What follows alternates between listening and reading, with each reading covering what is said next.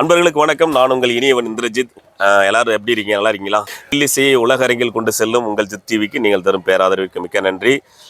இன்று பார்த்தீங்கன்னா ஒரு சூப்பரான வீடியோ உங்களுக்காக காத்திருக்குது. என்ன அப்படின்னு பார்த்தீங்கன்னா, நம்முடைய தென்காசி புகழ் அச்சங்குன்றம் அரசி மாதவி அவர்களுடைய வில்லிசை இன்று பார்த்தீங்கன்னா சென்னையில் நடந்த தொகுப்பை நீங்கள் பார்க்க போகிறீங்க. ஓகே, இந்த வில்லிசையை நீங்கள் பார்த்து என்ஜாய் பண்ணுங்கள். வாங்க வீடியோக்குள்ளே போவோம்.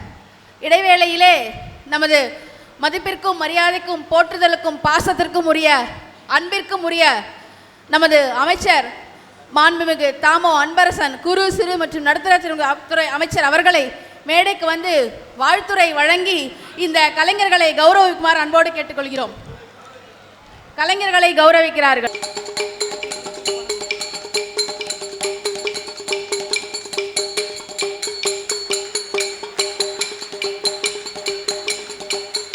தென்காசி அச்சங்குன்றம் அரசு இளம்பியல் மாதவி குழுவினரின் வில்லுப்பாட்டு தொடர்கிறது. இப்பொழுது மேடை உங்களுக்கு.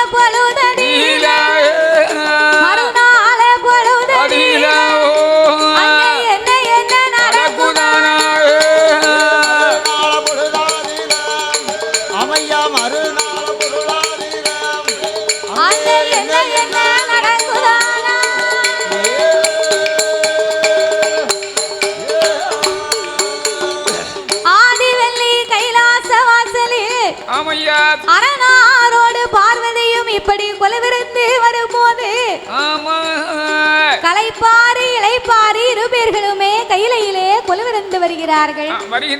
அப்படி இருபேர்களும் கொலவிருக்கக்கூடிய நேரத்திலே மறுநாள் பொழுது விடிந்தது. பகவானை அழைத்த பார்வதி என்ன சொல்கிறாள்? ஆண்டவா பரம்பொருளே, இதனால் இதுவரைக்கும் உங்களிடத்திலே பார்வதிக்கு ஒரு சிறிய சந்தேகம் இருந்து கொண்டே இருந்தது. அந்த சந்தேகத்தை இன்றைக்கு எனக்கு நீங்க கண்டிப்பாகவே தீர்த்தாக வேண்டும். ஆமா, நீங்க உலகம் எல்லாமே படியிழக்க போனீங்களேயானால் இந்த உலகத்திலே உள்ள மக்கள் எல்லாமே உங்களைத்தானே வணங்கி வருகிறார்கள். ஆம் பார்வதி, உலக மக்கள் எல்லாம் உடையவனாகப்பட்ட என்னைத்தான் வணங்கி வருகிறார்கள். இறைவா, அப்ப உலகத்துக்கே கடவுளாக இருக்கக்கூடிய தாங்கள் எனக்கு தெரியாமல் யாரோ இரு பேர்களை காலையிலேயும் மாலையிலேயும் நீங்கள் வணங்கி வருகின்றீர்கள். அவங்க ரெண்டு பேரும் யாரு, ஏன் அவர்களை நீங்கள் வணங்க வேண்டும்? எதற்காக? அம்மா, உலகத்தை நான் படைத்தேன், பாதுகாத்தேன், மடி இழந்தேன். ஆனால் காலையிலேயும் மாலையிலேயும் மக்களுக்கு வழி கொடுக்கணுமானால் காலையிலே தோன்றும் கதிரவன், மாலையிலே தோன்றும் சந்திரன். சந்திரனும் சூரியனும் இல்லையானா சகல உலகத்துக்கு ஒளி கிடைக்காது. அதனால என் வலது கண்ணை சூரியனாகவும் சரி ஆண்டவன் இடது கண்ணை சந்திரனாகவும் நான் வணங்கி வருகிறேன் அப்படின்னார். அப்பந்தான் பார்வதி நினைக்கா, பார்வதி அது எப்படி இந்த ஆண்டவன் இரு கண்களும் சந்திரன் சூரியனா இருக்க முடியும்? இன்றைக்கு இதனையே நாமல் பரிசோதித்து பார்க்க வேண்டும் என்று ஆண்டவன் கண்ணை பொத்தி இன்னைக்கு சூரியன் வாராரா சந்திரன் வாராரான்னு பாத்துருவோமே. அப்படி அந்த ஆதி சக்தி பார்வதி அந்த ஆண்டவனை பரிசோதிக்க ஈசனுக்கு தெரியாமல் அவன் பின்னால ஓடி வந்து அவன் இருகரத்தை எடுப்பான், இருகரத்தை எடுப்பான், அந்த ஈசன் கண்ணை பொத்துவான்.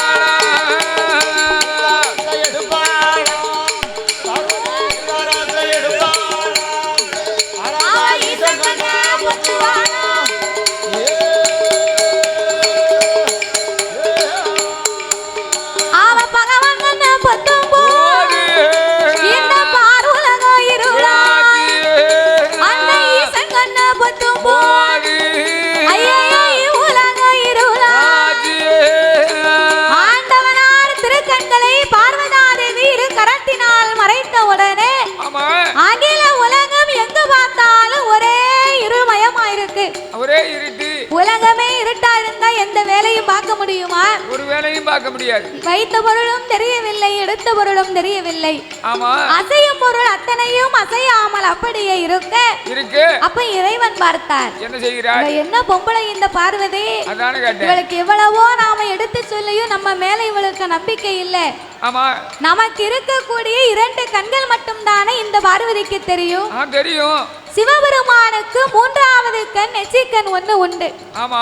அந்த நெற்றிக்கண் மகிமையை நாமல் திறந்து காட்ட வேணும் என்று வேண்டுமென்று உலக மக்களுக்கெல்லாம் நாமல் ஒளி கொடுக்க வேணும் என்று வேண்டுமென்று என் ஆண்டவன் என்ன செய்தார் தெரியுமா? என்ன செய்கின்றார்? ஆண்டவன் தான் பகவான். ஆண்டவன் தான் பகவான்.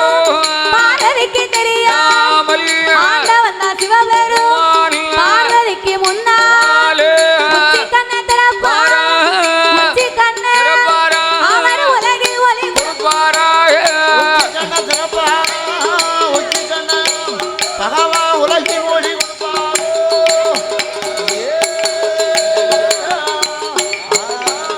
அவர் உச்சி கண்ணை திறப்பார். உலகில் ஒளி கொடுப்பார். நெற்றி கண்ணை திறப்பார். நீண்ட ஒளி கொடுப்பார். உச்சி கண்ணை திறந்த போது உலகம் எல்லாம் ஒளியாச்சு. நெற்றி கண்ணை திறந்த போது நீண்ட ஒளியாகுதை. ஆண்டவன் ஆங்காரம் கொண்டு தன் அங்கத்தை அடக்கி ஒடுக்கி அவர் உச்சி கண்ணை திறந்தார் பாருங்க. உச்சி கண்ணை திறந்த உடனே சிவன் கண்ணில் இருந்த அக்கினி பொறிகள் பறந்து உலகம் எங்கு பார்த்தாலும் இருள் நீங்கி ஒளிமயமாக தெரியுது. அப்போ இந்த அக்கினி பொறியில் இருந்து ஆங்கார ஓங்கார ரூபங்களை கொண்டு காளி அம்சத்திலே வீர சொரூபத்தோடு ஒரு அழகான பெண் வந்து பிறந்தார். ஆண்டவன் பெண்ணை வரவழைத்து தாயே ஆட வேண்டாம், ஆடவே ஆட வேண்டாம், ஆடவே ஆகாளி போடவே. உச்சி கண்ணி பிறந்ததா, உச்சி கண்ணி பிறந்ததா, தாயே உச்சி நீ மகாளி அம்மா. உச்சி கண்ணி பிறந்ததா, உச்சி நீ மகாளி அம்மா.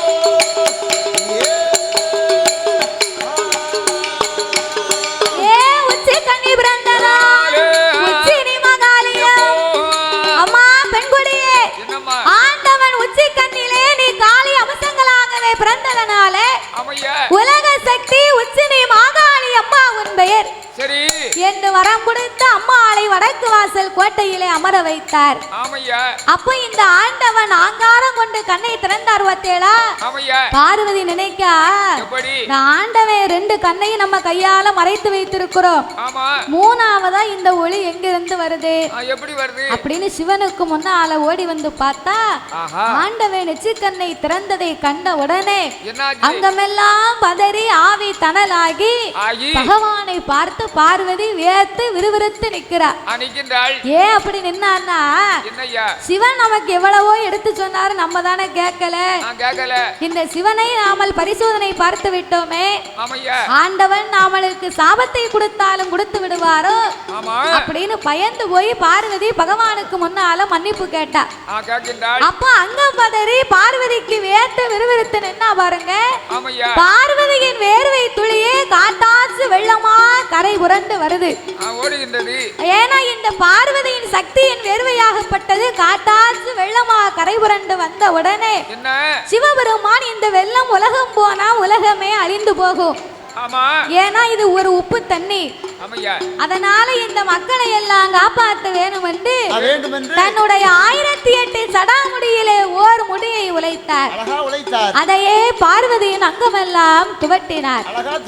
ஆண்டவன் திருச்சடையை ஒரு கொண்டையாக கட்டி ஆண்டவன் சிவபெருமான் திருச்சடையிலே இந்த பார்வதியின் வேர்வை துளிகளை அடக்கி பார்த்தார். அதிலே இருந்து ஒரு 10 சொட்டு வேர்வை மட்டும் பூமியிலே கலக்க 10 சொட்டு வேர்வையை 10 கடலாக படைக்க வேணும் என்று அந்த சிவனுடைய திருச்சடையவே கடல் கரையாக்கினார். சிவபெருமான் திருச்சடையவே கடல் கரையாக வளைத்து அதற்கு கடல் கரை என்று பெயரை கொடுத்து பார்வதியின் 10 சொட்டு வேர்வையை 10 கடலாகவே படைத்தார். அது எப்பேர் வட்ட கடல் தெரியுமா? சாமி உங்க சம்பாதி உங்க சம்பாதி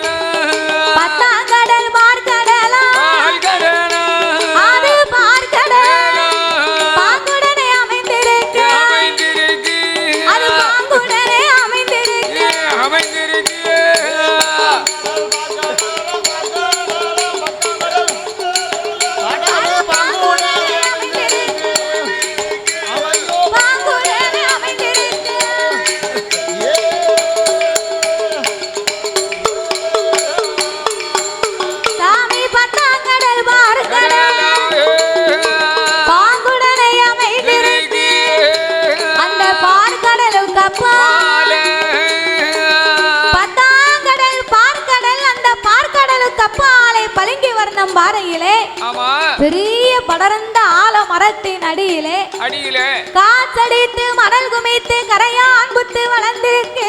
ஆமா ஓங்கி வளர்ந்த புத்து 1000 வாசல் உண்டு.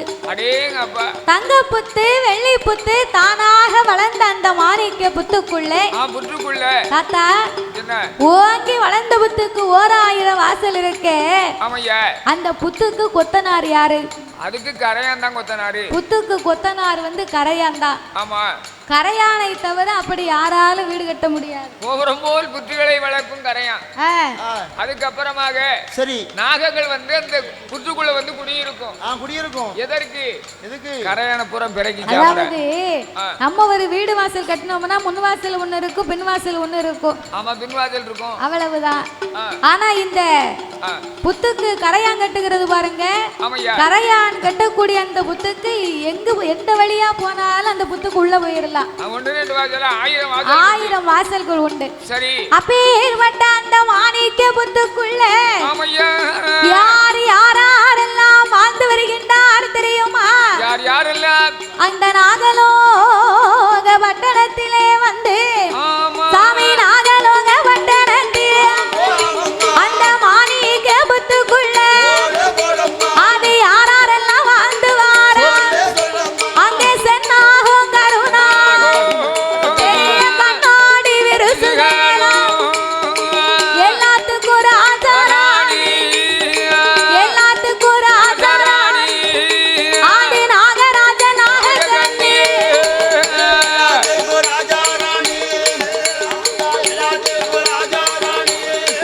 அவர்தான் நாகராஜா நாகக்கண்ணி.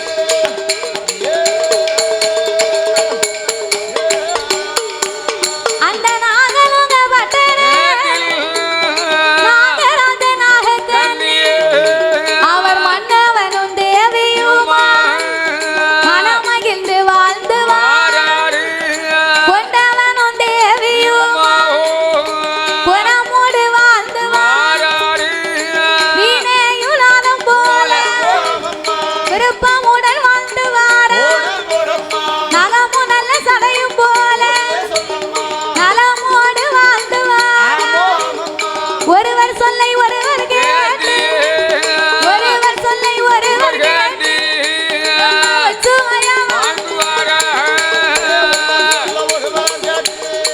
அம்மையா ஒருவர் சொல்ல ஒருவர் அவர ஒற்றுமையா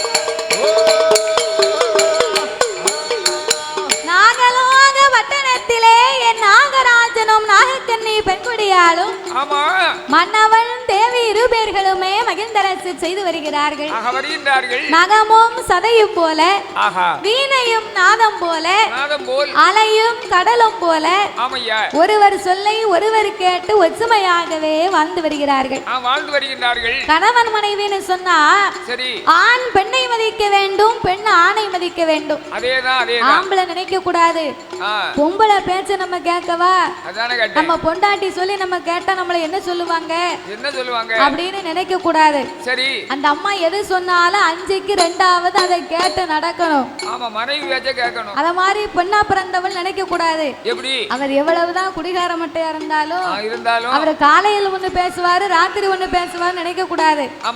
அவர் சொல்லுகிறதுலயே 5க்கு 2வது ஏதாவது கேட்டு நடக்கணும். ஒருவரை ஒருவர் புரிந்து நடப்பதே ஒற்றுமையான வாழ்க்கையாக இருக்கும். அப்ப இந்த நாகலோக பட்டணத்திலே நாகராஜனும் நாகக்கண்ணியும் ஈராறு 12 வருடங்களாகவே இன்பமாகவே வாழ்ந்து வருகிறார்கள். வாழ்ந்து வரக்கூடிய இருபேர்களுக்கும் நாகம் என்று சொன்னா நம்ம பூலோகத்திலே பார்க்கிறோமே அந்த மாதிரி நாகம் கிடையாது. தலை மட்டும்தான் மனித தலை. கண்டத்துக்கு கீழே உடம்பெல்லாம் நாக வடிவம். மனித தலையோடும் நாக உடலோடும் தெய்வ அம்சங்களாகவே வாழ்ந்து வருகிறார்கள். வாழ்ந்து வரக்கூடிய இருபேர்களுக்கும் ஒரு மனிதனுடைய வாழ்க்கையில என்னென்ன செல்வங்கள் வேணுமோ ஆமா அத்தனை செல்வங்களுமே நிறைந்திருக்கிறது. ஆமையா அடேப்பா ஆடு இருக்கு மாடு இருக்கு ஆ அடுக்குமெத்த வீடு இருக்கு சொத்து இருக்கு சுகம் இருக்கு ஏகப்பட்ட சொந்த பந்தங்கள் இருக்கு இருக்குது 7.5 கோபுரங்கள், எதிரே ஒரு மண்டபங்கள், ஆமா ஆனை கட்டும் ஜாவடி, அசைந்திருக்கும் மண்டபங்கள், மண்டபங்கள், குதிரை கட்டும் தாழ்வடங்கள், கொட்டார சாவடிகள், ஆமா 10 அடுக்கு மாளிகை, அவருக்கு 10 அடி மேடை, மேடைகள், என்னென்ன செல்வாக்கு வேணுமோ அத்தனையும் நிறைந்திருந்தாலும் ஆமா செல்வத்திலே சிறந்த செல்வம், சொத்துக்கெல்லாம் பெரிய சொத்து என்ன சொத்து தெரியுமா? என்ன சொத்து ஐயா? ஒரு மனிதனுடைய வாழ்க்கையிலே செல்வங்கள் 16 என்பார்கள். என்பார்கள். 16 செல்வத்திலேயுமே வாய் திறந்து பேசக்கூடிய செல்வம் ஒரே ஒரு செல்வம் தான். அது என்ன செல்வம்? நம்ம பீரோவில் நிறைய கட்டுக்கட்டா பணம் காசு நோட்டு வைத்திருந்தாலும் அந்த பணம் வந்து நம்மள அம்மா அப்பான்னு கூப்பிடுமா ஐயா? கூப்பிடாது. ஒருபோதும் கூப்பிடாது. ஆமையா கழுத்து நிறைய தங்க ஆபரணங்கள் வாங்கி அணிந்திருக்கிறோம். அந்த தங்கம் வந்து நம்மளை அம்மா அப்பான்னு கூப்பிடுமா? கூப்பிடாது. ஒருபோதும் கூப்பிடாது. ஆமையா நம்ம வாங்கி வச்சிருக்கமே வீடு வாசல் மண்ணு மனை, அந்த மண்ணு வந்து நம்மள அம்மா அப்பான்னு கூப்பிடுமா? கூப்பிடாது. கிடையாது. ஆமையா வாய் திறந்து நாமளை அம்மா அப்பா என்ற அன்போடு அழைக்க வேண்டுமானால் செல்வத்திலே சிறந்த செல்வம் அதுதான் பிள்ளை செல்வம் இருக்காங்க. சொத்துக்கெல்லாம் பெரிய சொத்து அதுதான் குழந்தை சொத்து என்பார்கள். அப்பேறுபட்ட குழந்தை செல்வம் இல்லாத நாகராஜனும் நாகக்கன்னியோ திருமணமாகி 12 வருடமாகிவிட்டது. இன்னுமே என் மன்னா ஒரு குழந்தை இல்லை என்று அந்த நாகராஜனை அழைத்த நாகக்கன்னி என்ன சொல்லுகின்றாள்? அவள் என்ன சொல்லுகிறாள் தெரியுமா? எப்படி ஐயா?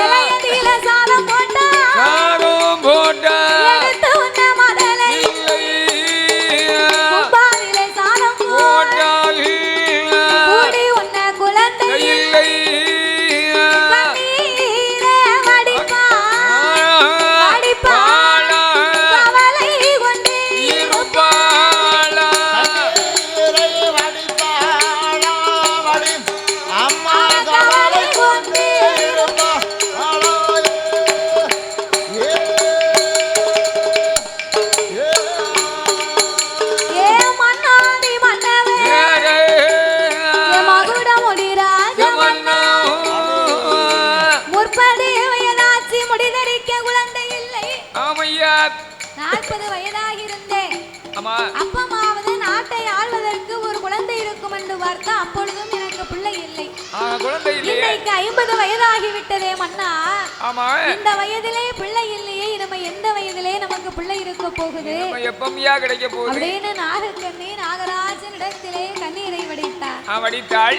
அப்பந்தான் நாகராஜன் சொன்னார், என்ன ஏ சொல்லுகிறார்? நாகக்கண்ணி, அம்மா ஆண்டவன் அருள் இருந்தா நமக்கு 60 கப்பாலும் அழகான பிள்ளை இருக்கும். ஆமா இறைவனார் அருள் இருந்தா நமக்கு 70 கப்பாலும் ஏங்கும் பிள்ளை இருக்கும் அம்மா. ஆமாம்மா அதனால நீங்க கவலைப்படாதே, கவலையே வேண்டாம் அப்படின்னு ஆச்சி தேச்சி ஆமா தன் மனைவிக்கு ஆறுதலை சொல்லும் போது சொன்னபோது நாகக்கண்ணியானவள் இன்னும் என்ன வார்த்தை சொல்லுகிறாள் தெரியுமா? எப்படி ஐயா? மழை பெய்யுத உச்சத்தில, ஆமோ ஆமாம்மா மழை பெய்யுத உச்சத்தில, மண்ணாலய பிள்ளை இல்ல, நான் மண்ணால இந்த கையா மடி பிடிக்க மைண்டன் இல்லை, நிற கொடுத்து தண்ணீரில நின்றளம்ப பிள்ளை இல்லை, புற கொடுத்து தண்ணீரில் கோரி ஊத்த பிள்ளை இல்லை, நான் கறிக்கரைக்கும் தேங்காயில தேங்காயில கையேந்த குழந்தை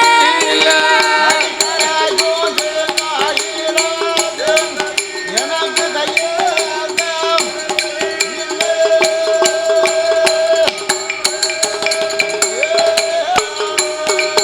அண்ணாவா கறிக்கரைக்கும் தேங்காயில கையேந்த பிள்ளை இல்லை, நான் வெள்ளரிக்கா தோட்டத்தில் எனக்கு விளையாட பிள்ளை இல்லை, கத்தரிக்கா தோட்டத்தில் காய் பறிக்க பிள்ளை இல்லை, பூசணிக்கா தோட்டத்தில் பூசணிக்கா தோட்டத்தில் ஒரு பூ பறிக்க பிள்ளை இல்லை.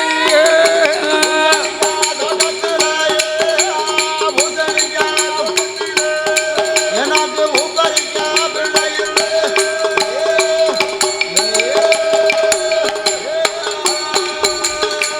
ஏ என் கனவா நாகமுடி ராஜமன்னா, மன்னா மழை பெய்த முச்சத்தில் மண்ணலைய பிள்ளை இல்லை, பிள்ளை இல்லை மன்னா மண்ணலைந்த கையால் என் மடிபிடிக்க ஒரு மைந்தன் இல்லை, ஒரு மகிந்தர் இல்லை புறகுடத்து தண்ணீரிலே கோரி வைக்க குழந்தை இல்லை, குழந்தை இல்லை நான் கறிக்கரைக்கும் தேங்காயில கூட எம்மானி எனக்கு கையேந்த பிள்ளை இல்லையே மன்னா மன்னவா மன்னவா அப்படின்னு நாகக்கண்ணி நாகராஜன் இடத்திலே அழுது புலம்பினார். அப்படியே கண்ணீரை வடிக்கா பிள்ளை பிள்ளையில்லா சாதம் எனக்கு புழுவாக தோணுது, தோணுது மதலை இல்லாத சாதம் எனக்கு மருந்தாய் தோணுது மன்னவா மன்னா மன்னா அப்படின்னா என்ன ஏன் அவளுக்கு அப்படி தோணுகின்றது தெரியுமா? எதுக்கு முதல்ல சாதம் மண்ணா தோணுது? அந்த காலம் பெண்ணா பிறந்தவங்க